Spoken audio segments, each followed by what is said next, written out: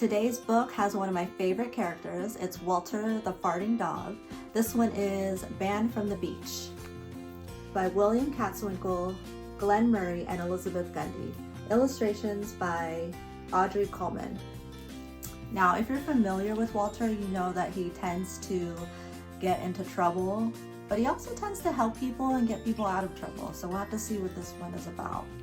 Abandon the beach. Mr. and Mrs. Krabby are enjoying their seaside vacation until a certain dog blocks their view of the ocean, and worse, blows away their umbrella with an enormous fart. Well, kind of looks like trouble to me.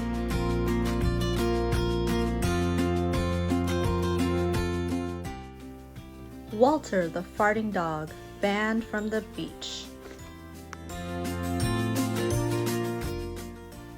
For everyone who's ever felt misjudged or misunderstood.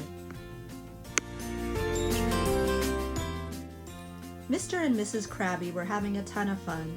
There was sand and sea and sunshine every day. There was swimming and snorkeling and parasailing and lots of staff to boss around. "You there," called Mrs. Krabby to the pool attendant. "Get that leaf out of the water." "And bring us some fresh towels," said Mr. Krabby. "Make it snappy." "If only that dog weren't ruining my view," said Mrs. Krabby. The dog was Walter, digging happily in the sand. You never know where an old bone might be hiding. He detected something under the sand and dug more frantically. "Treasure! A bone, and it's a big one!" He strained to tug it free and let out an enormous fart. The umbrella that was shading Mr. and Mrs. Krabby was blown into the sea. They watched aghast as it was carried away by the undertow. At that moment, Father and Mother arrived with Betty and Billy. Mr. Krabby stomped over to Father. "Is this your dog?" "Yes," admitted Father. "That's our Walter." "He shouldn't be allowed on the beach," shouted Mr. Krabby. "He blew away our umbrella." It couldn't have been Walter. It was probably the sea breeze. "The sea breeze doesn't smell like that," said Mrs. Krabby. That evening, Mother said, "Wouldn't it be wonderful if we had our own little vacation home right on the beach?" "We can't afford it," said Father, who'd just bought himself a new set of golf clubs. "Walter eats us out of house and home." Walter farted guiltily. There was a knock on the door. It was the manager of the resort. "We've been getting complaints about that dog of yours.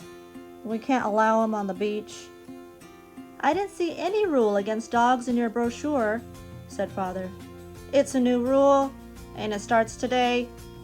The manager stomped off. "Sorry, Walter," said Father. "You're banned from the beach." Walter farted sadly. "Never mind, Walter," said Billy. "Let's go for a walk in the village." "Just stay away from the beach," warned Mother. In the quaint little village, lights twinkled in the trees. Everyone was enjoying the gentle breeze and the sweet smells of the tropical night. Walter was enjoying himself too. Travel broadens a dog's mind, he thought, farting philosophically. The Krabbies were sitting nearby at a sidewalk cafe, complaining about their key lime pie. Mrs. Krabby counted the problems on her fingers. "It's not big enough, it's not green enough, and it's not sweet enough." "Or maybe it's too sweet," said Mr. Krabby, smacking his lips. A pelican flapped its wings at Walter, and Walter farted in alarm. The power of Walter's fart blew the meringue off Mr. Krabby's pie. It landed in his face and made an awful mess. The Krabbies glared at Walter. "That dog is ruining our vacation."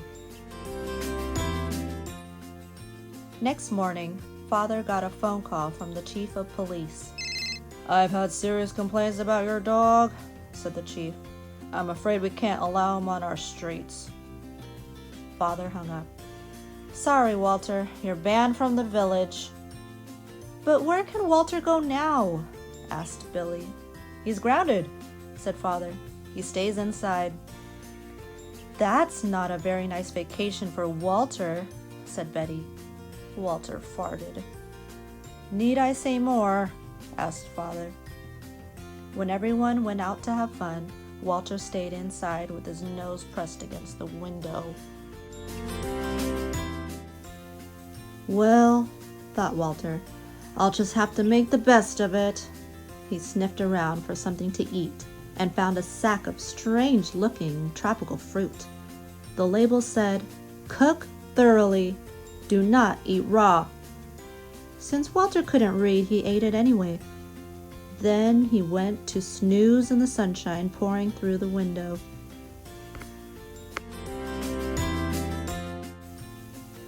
Betty and Billy were building a sandcastle on the beach. Look, said Betty, pointing out to the sea. How did that island get there? It wasn't there before. It must have been underwater, said Billy. Now that the tide is out, we can get there. Let's go! They waded out through the shallow water to explore the mysterious island.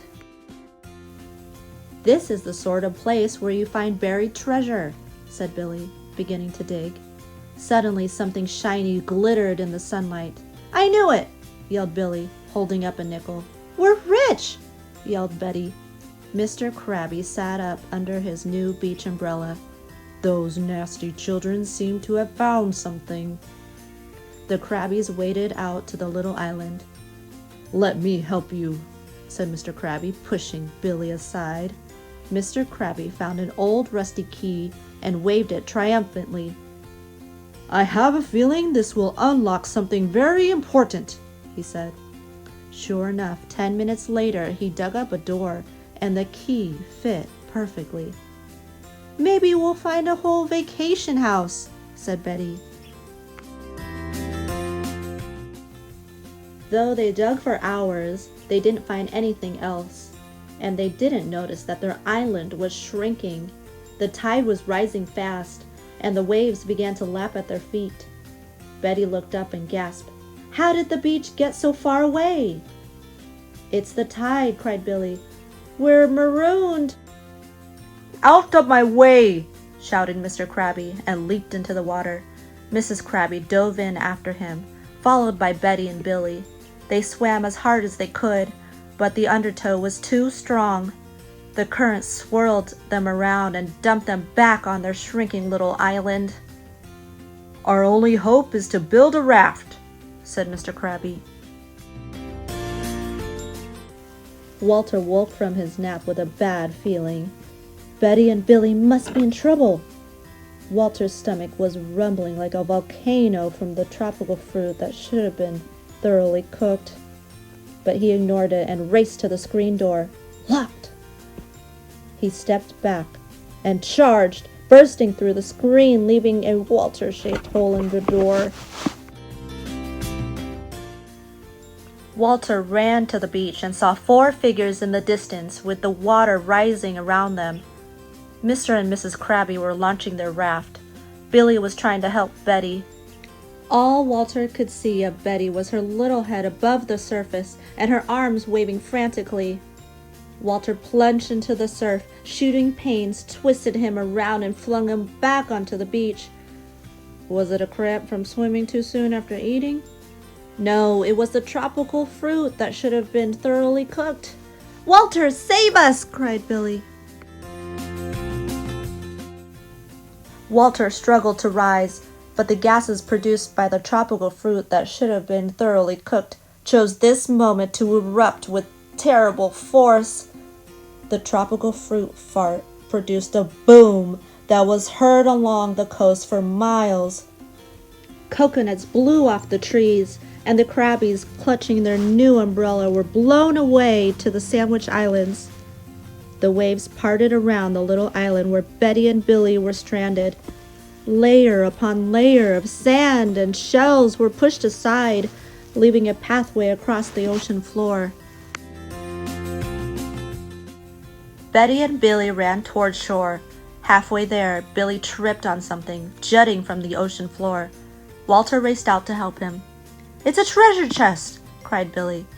Bones, thought Walter, and grabbed a handle in his teeth. He dragged the chest to the beach. Betty and Billy pried it open.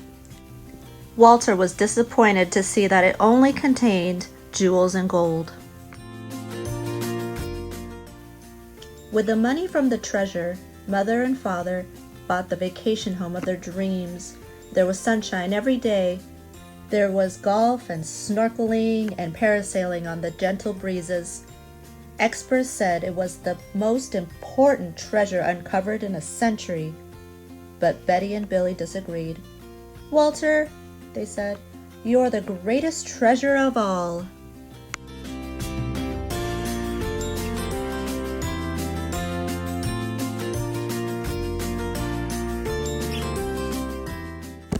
Thank you, friends. I really enjoyed reading Walter the Farting Dog, Banned from the Beach to you.